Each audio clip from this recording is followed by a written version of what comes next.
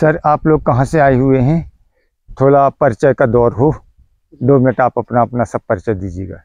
मेरा नाम आशुतोष मेहरा है। मैं नरसिंहपुर से के गोटे गांव से हूँ। जी मैंने बीटेक और एमटेक किया हुआ है फार्म मशीनरी से। जी बाबूजी आप भी अपना थोड़ा परिचय दें। जी, मेरा नाम दीनदयाल शुक्ला है। नरसिंहपुर के पास श्रीनगर ग्राम है जी वहाँ का रहने वाला हूँ। भाई साहब आप भी अपना थोड़ा परिचय दें। मेरा नाम रामकृष्ण मेहरा है। मैं गोटे गांव से हूँ। मैंने बीएससी एग्रीकल्चर और एमबीए किया है finance and HR. Very good. अच्छा भाई साहब आप लोग ये बताएं मुझे पहले, और आप लोगों का इतनी दूर से आने का मुख्य कारण क्या है?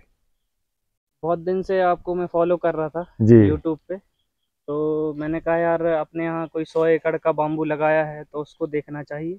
जी और बैम्बू में जो समस्याएं थी मेरी, मैंने उस पर आपसे बात की और मैं बहुत हद तक संतुष्ट हूँ आपकी एक्सपीरियंस से। जी बाबूजी आप भी बताएं कि आपके आने का कारण क्या था? हमें आने का यूट्यूब में मैंने देखा भीमा बांस का नाम सुना। जी जी जी तो बड़ी उत्सुकता कि बांस वो है कैसा। जी पर जाके उसको समझे तो जी हम कटंगा बांस बोते थे। जी तो कटंगा बहुत कांटे होते थे। जी तो हम तो उससे बिल्कुल नफरत करते थे कि बोना ही नहीं है। जी जी जी लेकिन भीमा का नाम सुना इसलिए आपके पास हम लोग आए। जी भाई साहब आपके आने का? बहुत दिन से सोच रहे थे इसके बांस के प्रोडक्शन के बारे में, तो मुझे चलो आपसे मिलके थोड़ा जी डिटेल में उसको जी समझे कि भाई इसको कैसे उगाना है, इसको क्या तरीका है, मतलब पूरा डिटेल में जी। अच्छा ये बताइए, आपने पूरे प्लांटेशन घूमे, मन में आपके जो था कितने क्वेश्चन निकल कर सामने आए कि बांस में क्या होना चाहिए, क्या नहीं हो पाया है, और बांस और कैसे मतलब ग्रोथ करे और अपग्रेड हो? ये सब आप लोगों ने कुछ विचार किया इतने जंगल घूमने के बाद? हाँ, बहुत से विचार।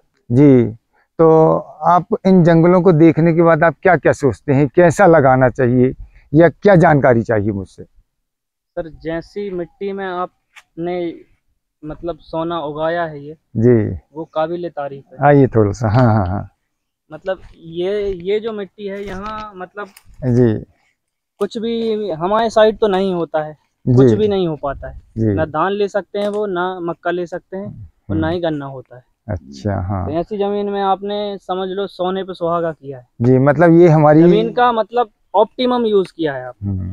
100% क्या 101% यूज है इस जमीन का। जी।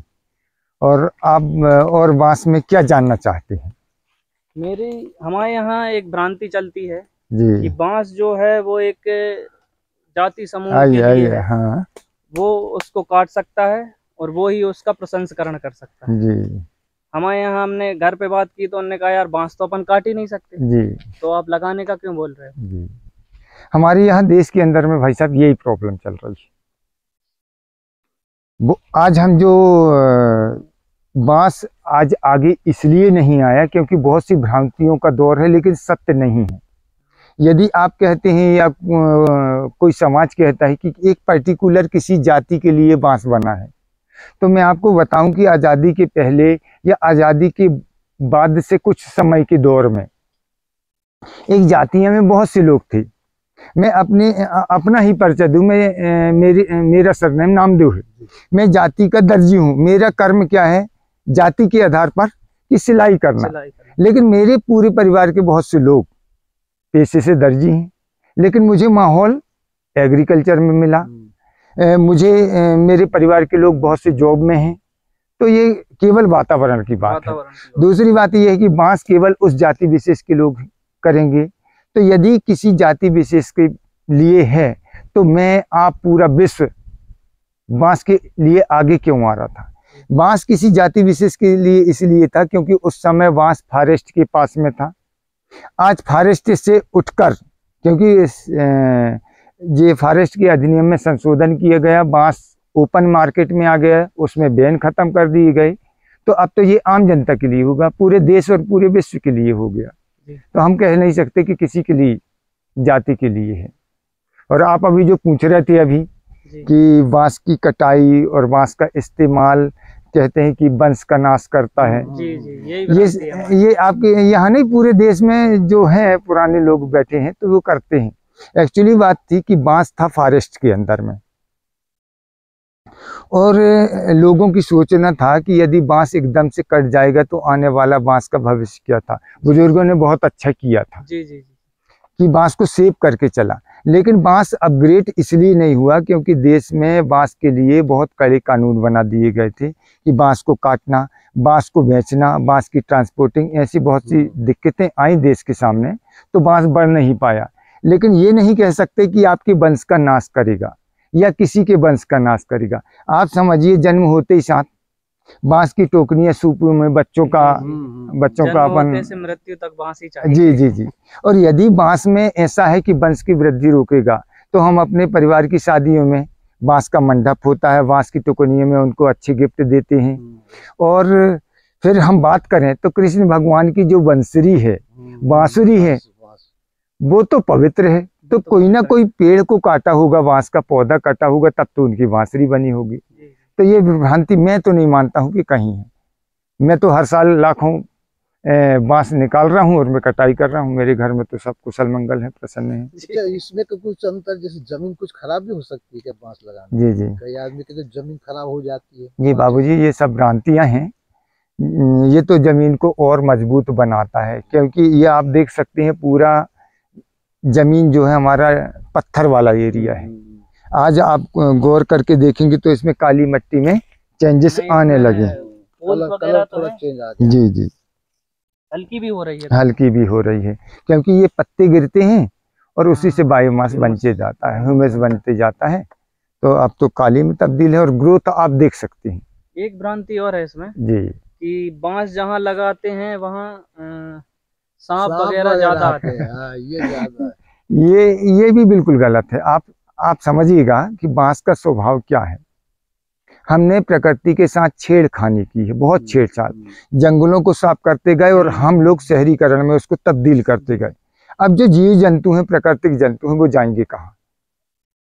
तो पहली बात तो जब उनका घरौंदा तोड़ोगे तो वो आपके घर में आएंगे। तीसरी और एक बात बोलूं कि बांस का स्वभाव है शांत। वो पहले अटैक कभी नहीं करता है। हम जंगलों में फील्ड करते रहते हैं तो बांस जो सांप है वो अटैक नहीं करता है, उसको शांत प्रिय जगह चाहिए है। और बांस के अंदर सांप रहे तो ये है कि आज तक जिन लोगों ने सांप को देखा होगा, फॉरेस्ट का जो जंगल है जिसको 2500 साल से कोई देखने नहीं गया, फंसा है, होश पोश है, मतलब पूरा कांटा है, उसके अंदर जाले लगे हुए हैं। जब क्या होता है कि बांस शांत प्रिय है तो बांस के अंदर में वो शांत जगह पर रहना चाहता है।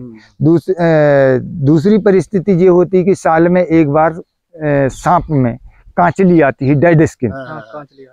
तो उसको जब उसकी कांचली पूरी हो जाती है तो उसका शरीर भारी होता है और उसको कांचली को बाहर निकालने के लिए घर्षण की जरूरत होती है। तो कांटे वाले जो बांस रहते हैं उसमें जाके वो अपना घिसता है अपनी बॉडी को और कांचली छोड़ देता है। आपने तो देखा होगा, इतने पूरे फार्म हाउस को देखा, 100 एकड़ में देखा, लेकिन कहीं भी कोई ऐसा नुकसान वाला कोई कीट पतंगा ना मिला होगा। अपन ने घर के सामने बांस लगाना अच्छा है कि नीम लगाना अच्छा है? नीम। बाबूजी, मैं तो दोनों चीज मानता हूँ। सबसे अच्छा कौन सा है? ये नहीं कह सकते सब में अच्छा है, सब अपनी अपनी जगह में है। देखिए, नीम जो होता है, नीम बॉडी के लिए बहुत बढ़िया है, ऑक्सीजन भी देता है और बांस भी ऑक्सीजन देता है। एक व्यक्ति को 300 kg ऑक्सीजन की जरूरत है एक दिन में, जबकि बांस जो है 400 kg ऑक्सीजन देता है। 24 घंटा ये कार्बन डाइऑक्साइड लेता है और 24 घंटे ये ऑक्सीजन देता है। तो अब आप बताइए कि क्या जरूरी है? ऑक्सीजन ज्यादा जरूरी है। तो नीम और बांस दोनों जरूरी। किसी एक प्लांट की बात नहीं करूंगा। जमाने घर के सामने नीम ज्यादा लगाते जी, क्योंकि क्या था उसको उस समय मतलब दातून वगैरह उसी से होती। हाँ, वेरी गुड वेरी गुड। तो उस कारण वो ज्यादा प्रेफर करते थे कि नीम लगाएं। क्या था कि जो भी हमारे बुजुर्गों ने किया है वो हमारी दैनिक जीवन से, नित्य क्रियाओं से जोड़कर किया है। घर के सामने सुबह उठना, दातून की जरूरत है। आज तो घर में ब्रशों का इस्तेमाल हो गया है। अच्छा बाबूजी, आगे चल के बांस से क्या क्या फायदा मिलेगा किसान? बांस के भविष्य को आप किस तरीके से देखते हैं? आपको लगभग लगा लिए 10 से 11 साल का अनुभव है। क्या उसमें फायदा मिलेगा? बाबूजी देखिए, बांस तो आज से नहीं, इतिहास से देश की आधार संरचना के काम आया है। आर्थिक आधार यदि कहीं से शुरू होता है तो केवल बांस से होता है, क्योंकि जितनी भी हमारे परिवार में या गांव में या देश के अंदर में ज़रूरतें की चीज़ें हैं, बांस के ऊपर डिपेंड करती हैं। अब क्या है, पर्यावरण हमारे वैसे ही खराब होते जा रहे हैं, जंगल वैसे ही साफ आ रहे हैं। जब हमारे जंगल साफ हो जाएंगे तो लकड़ी की पूर्ति कहाँ से होगी? तो ये तो पूरा निकल के आ रहा है कि बांस के अलावा दूसरा कोई देश नहीं, पूरे विश्व के अंदर विकल्प नहीं है जो बहुत जल्दी सरवाइव करता है, हर परिस्थिति में चलता है। किसी भी जमीन में आप लगा लो तो आने वाला भविष्य केवल बांस का है। और एक बहुत अच्छी इसकी खासियत कि यदि अदर स्पीसीज कोई भी पेड़ को आप काटेंगे तो दोबारा नहीं आता, लेकिन ये तो इसको जितनी बार हम काटते रहते हैं वो हर बार, हर नया साल, हर साल सूट देते चलता है। जैसे हम बंद कर दो।